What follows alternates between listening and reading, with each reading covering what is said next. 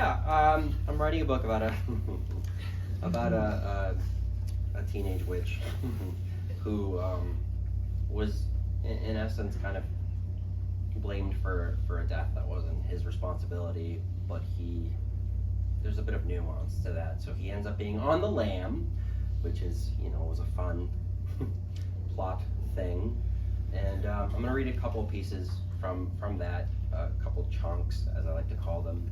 And this is about his first date with someone who knows his story, but is kind of in on the secret. Boys like August didn't get to have romantic nights. Boys like August didn't get to walk downstairs with a nervous crush watching him descend, cheeks red and palms sweaty. Boys like August didn't get to have the door held for him, to be gently guided into the passenger seat of a rusty truck, serenaded by hidden crickets and kissed by the glow of the moon. But that night he finally did. When TJ joined him in the truck, he seemed to struggle to avert his eyes, to catch his breath, to find his words. Instead, he settled for some nervous chuckle, the same nervous chuckle a million worthy people might have heard from their doting date on a night like this. Aunt Rachel stood in the doorframe, arms wrapped around himself, a knowing and nervous, yet comforted smile lingering on her lips. A guardian who cared for him, who worried about him. "Drive safe, TJ," she called. "That's precious cargo." Every molecule in August's body felt delirious and out of place. Surely this was the peak of their ruse, pretending to be the molecules of someone normal, someone lovable, someone who didn't butcher Jake Morris in cold blood. There was a deep sadness rippling beneath the teenage warmth. August swallowed hard, meaning to stuff it back down to whatever cruel, real place it stemmed from. He was starving for this night. It was an oasis of normalcy in a desert of endless chaos. "Are you okay?" TJ asked with a flicker of self-consciousness. August begged his facial features to tell a better lie. "Yeah, let's go." Ligonier Valley looked especially magical tonight. Freckles of soft golden light outlined the roads from charmed and sleepy windows. They drove into the circle at the center of town where the bandstand seemed to sparkle tall and bright. There wasn't a soul in sight as TJ's truck sputtered around and came to a stop. TJ looked at August like he had about 1,000 different things to say. He was hardly a bastion for eloquent thought, August reminded himself, but tonight was okay. Everything was okay. Except cancer. He would never be okay with cancer. TJ leaned across and planted the softest kiss on August's lips.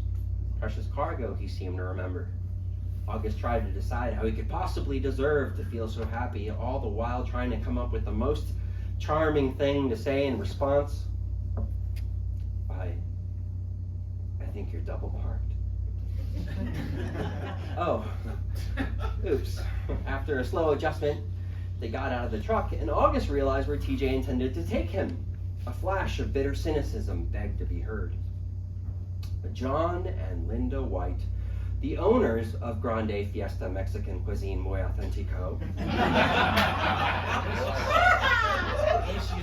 welcomed them in by shaking maracas and offering them complimentary sombreros. The ceiling was strewn with wires from which doe-eyed piñatas gazed down at them, almost like they were pleading to be put out of their piñata misery. A mural on the stark white wall depicted a mariachi band made up of donkeys. And framing that mural in a misplaced declaration of authenticity were various words in Spanish. Arriba. Fiesta. Biblioteca. Among others.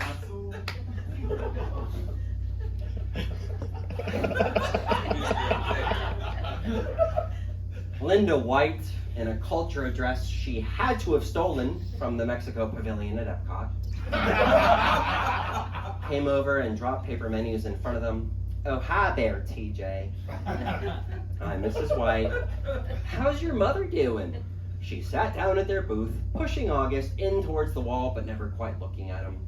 I don't think I've seen her since the PTA meeting in June." TJ chuckled nervously. "She's just been really busy, Mrs. White," he lied. No matter how big a town was, she's been back She's been on back-to-back benders, just didn't really lead to anything constructive, August realized, but it was an understandable lie. Busy, busy, buzz, buzz, Mrs. White said before turning her attention to August. Now, who's your little friend here? This is Ralph. August felt a pang of something yucky hearing TJ lie for him now that he knew the truth. He looked at Linda's aggressively Caucasian face, and he wanted to believe he was more authentic than a Mexican restaurant run by the Whites in rural Pennsylvania, but watching TJ carry his lies meant that August was just like any item on their menu. August was a number 7. A chalupa, don't you wanna?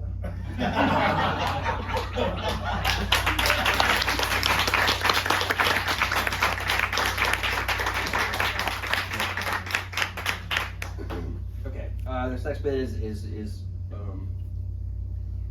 there's kind of a sage character, someone that teaches him how to use his magic, and I wanted to make it a little unconventional. So it's a woman who is unhoused with a pretty aggressive addiction, as far as he knows.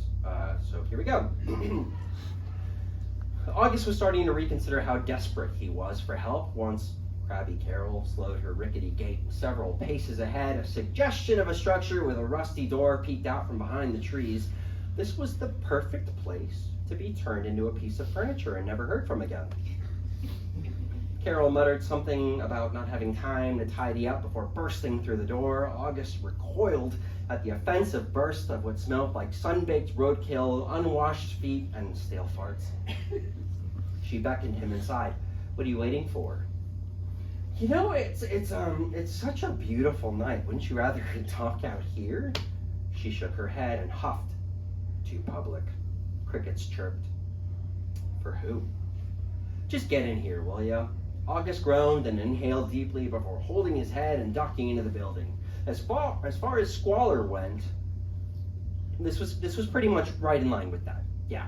An enthusiastic family of flies buzzed over an unfinished mound of questionable leftovers. 3 stacks of wax glowed beneath modest flames in separate parts of the room. Atop a makeshift bed hung what August believes to be some kind of sad vision board. A woman cut out of a magazine celebrated being tossed into a giant pile of cash that she probably didn't have to pay taxes on. She yanked a dusty towel someone had once lit on fire over a row of cardboard boxes. Have a seat? August surveyed his choices and reluctantly planted the least amount of fanny possible atop one of the boxes. You smoke? She reached under a side table with 3 legs and produced a rotting glass pipe. August sighed. No, that's okay. I'm saving my addiction phase for my 30s. Crabby Carol seemed relieved that there was more for her. It took a generous puff. She closed her eyes for a brief moment and then steadied them on him. So, you want the kid dead? What? No. I don't want anybody dead. Bad car accident? August shook his head. Broken leg? Hairy nipples? Actually, that's the worst one. No, I'm not trying to hurt anybody. My friend is missing, and I was hoping that you could help me find him. She smoked more out of her pipe. Did you try misconnections? August scowled and stood. All right, I'm out of here. She hacked what sounded like one of Satan's phlegmiest demons and spit it on the ground. Kid, I'm just busting your balls. Sit down. This isn't a game to me. No, of course it isn't. This fucker's been snatching up folks for a long time. You know who took him? It's not hard to guess. Do you know how to find him? Oh, sure. Did you want tomorrow's lottery numbers, too? August stared. I mean, no, kid, it's not that simple. You want to find somebody, you gotta have something that belongs to them. Then you use their trace to help you find them. Like a Labrador? No, it's a different kind of trace. It's a force you just can't describe. Is it magic? He said. Okay, so maybe you can describe it, but most people can't. Crabby Carol scratched at a questionable scab on her neck and then began rummaging through an antique chest that looked as out of place as August probably did. She produced something small and delicate and then set it down beside August. A miniature hula dancer beamed as it swayed from side to side. I know what you're thinking, but just go with me, kid. Another long drag. Pick it up and hold it in your hands. August obliged. Now just forget yourself. That's gonna be pretty hard to do. Have you seen me? He said. She glared. What, you're the only one allowed to make jokes? All right. How do I forget myself? You know, you close your eyes, focus on your breathing, nothing but your breathing. He hesitated for a moment and then closed his eyes. For the first time in a long time, he slowed his breathing. Now focus your attention on the pretty hula lady. Feel past the physical. Feel for the trace in your hands.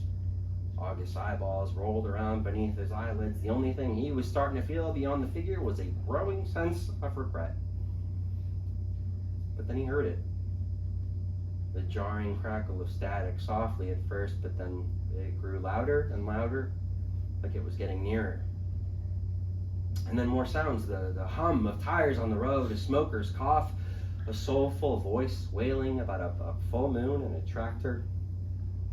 And then he saw it. The hula dancer tipping back and forth atop a dusty dashboard. A pair of hairy hands that weren't his own reached out from in front of him and adjusted the volume knob. August could almost just ground himself in this unfamiliar vision, but then the chill of the shanty sank back in, and he opened his eyes.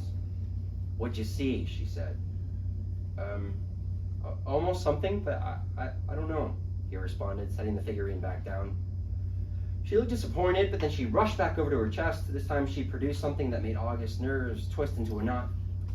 This one has a little more juice, she said, setting the object down in front of him.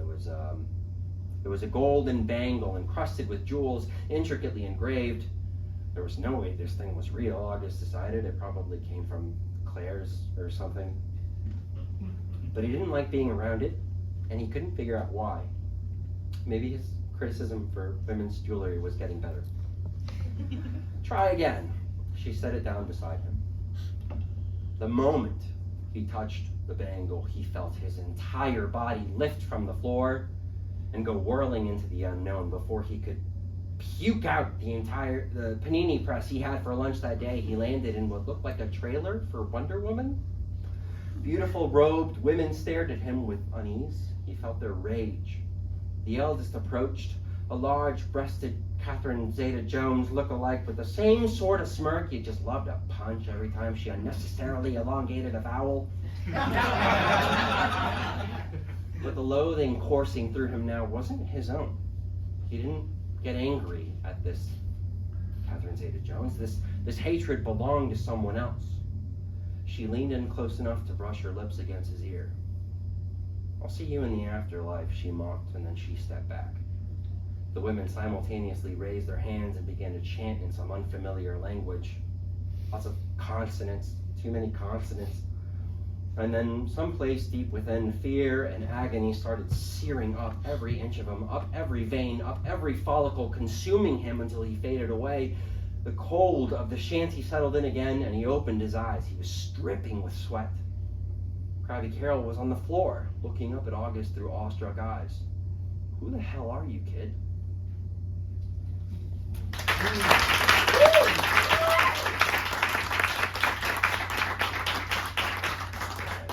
Lastly, this one I will dedicate to a little bit of tipsiness and a lot of feelings. It's called Fairy Tales Can Kiss My Ass. You were so certain when you got tucked into bed every night that the fairy tale stories rocking you to sleep would be waiting around the corner, waiting to cradle you in their ancient hands and see you through to your happy ending. And it was a naive smile that learned to settle on your lips as you watched pieces of that magical story get chiseled away and reshaped and often even annihilated by the road put out in front of you. So maybe the mother didn't survive. Maybe the father was too preoccupied with his own grief to remember the teary-eyed child begging him for safety. Maybe you didn't grow up beautiful. Maybe you didn't grow up strong. Maybe when you sang songs, they were out of pitch and no forest critters came soaring to your aid. But if nothing else, the fairy tale promised romance, you assured yourself, as a savior atop a white steed who braved through the tragedy and saw someone worth saving on the other side of it. and you were so desperate for some part of the story to be true that you served your heart up on a silver platter.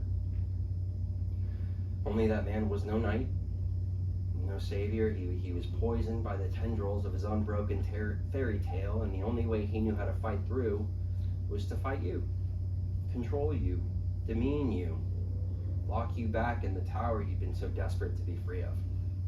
You mustered what courage you had left to demand your freedom from this supposed knight, at which he brandished his weapon at you and then tossed it at your feet.